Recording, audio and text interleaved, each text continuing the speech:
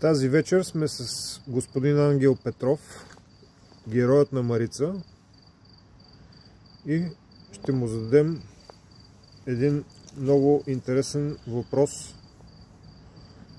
Смяташ ли, че светът става по-добро или по-лошо място за живеене и защо?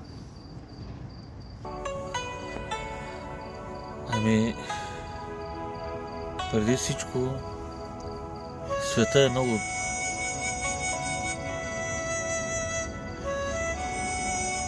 фалшив.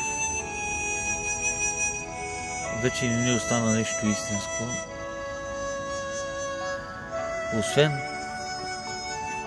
вярата, любовта към ближния, към всички тия хора, които създадаха тая държава.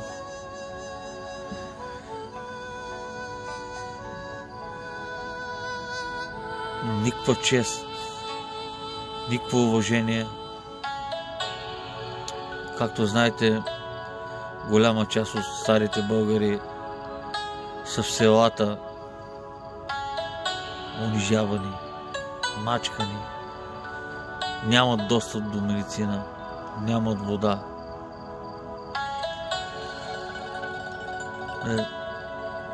Тотален крах.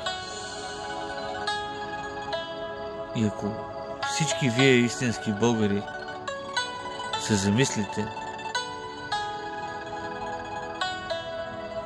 колко грешки сте направили вие през времето, знаете ли?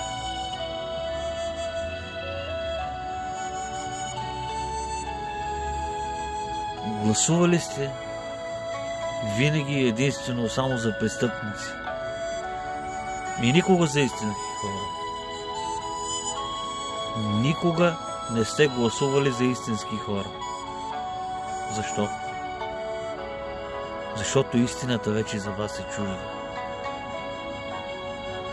Няма нищо българско и родно.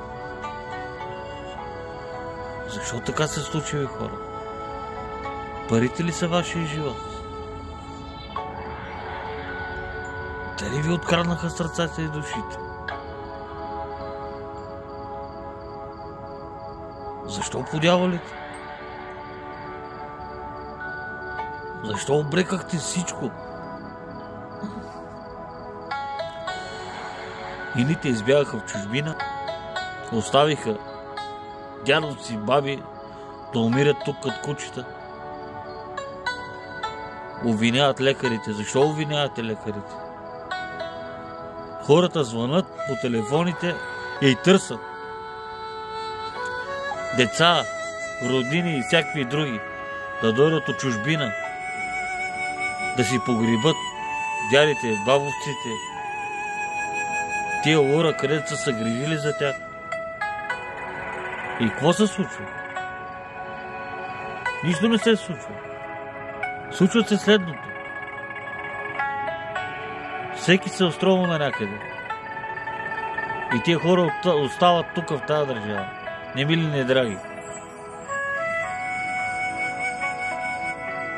Отива лекаря и този човек няма храна, няма вода, тока не му е платен, взима някаква минимална пенсия и като я взима, тя за къде ще му стигне? За къде ще му стигне тази пенсия? За никъде. А да не говорим за тия хора, където пътуват по 10-20 км да отидат до другото село да си купат хляб. Не ви ли е срамно?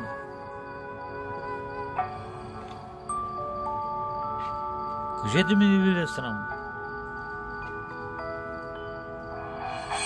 Според тебе не е ли направила държавата така, че хората да избягат, да се спасат по някакъв начин? Защото реално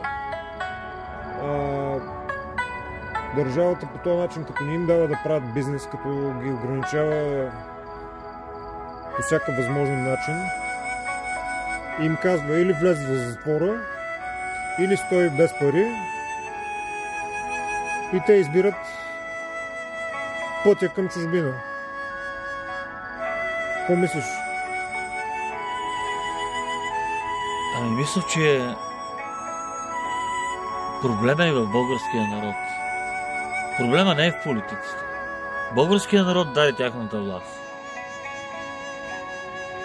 Всички тия хора направиха тези изверги и такива, каквито са.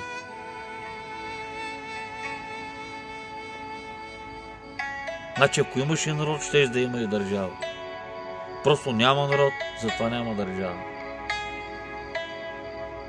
Идват хората тук, всякакви млади хора, идват от целия край на България, съсипват се тук с коли, с работи, с глупости. Оставиха дядовците и бабите по селата да умират като кучета. Идват тук и почват за родино, за това, за онова, за не знам за какво. За каква родина, бе, душици мои? За каква родина ми говорите вие, бе? Оставихте си дядовците и бабите да умрат по селата като кучета. И ми идват и тук и аз съм. Кой си ти? Ма не може така да става тая работа, бе, човек. Вие трябва да се грижите за тия хора. Къде са ви правили баници? Къде са работили в текия сето на времето? Къде са ви създали като личности? Вашите майки, вашите бащи? Няма ги тия работи вече. Защото вие го направихте. Вие гласувате за престъпници. Изборът се е ваш.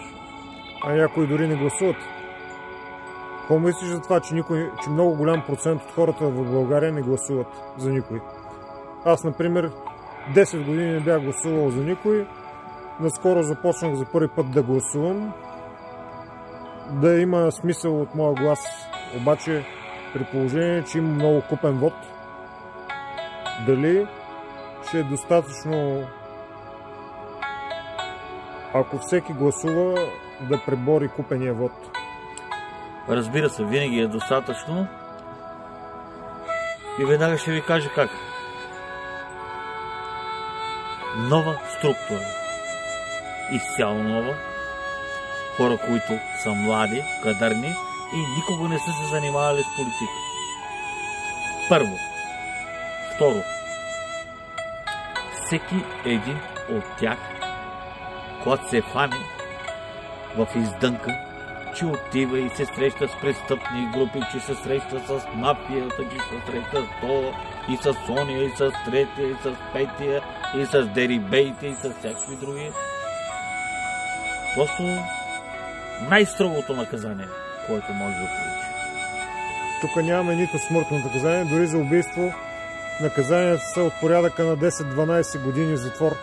С дори 20 годишните присъди ги освобождават предсрочно. Ами значи пак народа е виновен. Народа е виновен за всичко. Не са виновни политиците. Не са виновни политиците. Те за какво са виновни хората? Те са им дали власт и те крадат. Толкова е просто. Само и единствено народа е виновен. Ще дойдат ли хора, които няма да не крадат, т.е.? Има. Има такава вероятност, ви казвам защо. Значи, даже и самата баба Ванга, пророчица Лека и пръст, че идим кокалите, е казала: в България ще дойде време, ще дойдат млади хора и ще оправят страната. Това време трябва да дойде. И трябва цялата тази свинщина да престане. Моля ви се, хора, не гласувайте за престъпници. Не бе, направете го за вас. Не за мен. Не за някой друг. Направете го за вас. Вие имате деца, аз нямам нищо. Аз имам едно голямо сърце, в което има място за всички. Аз съм го доказал с делата. Направете го за вас, бе, хора. Спрете да гласувате за престъпници. Спрете да им се радвате във всякакви социални медии и такова, човек. Спрете да им обръщате внимание. Че Гевара какво казва? Изправете се и те ще паднат. Та обаче вие цял живот сте легнали и никога не сте били прави. И вместо вие да сте прави, те са прави, а вие сте легнали. Лека и спокойна нощ пожелавам на всички. Помислете върху това, което ви казах. Това беше отговорът на героят на Марица, Ангел. Замислете се над неговите думи и дайте вашия коментар за ситуацията в момента, която е. Лека вечер!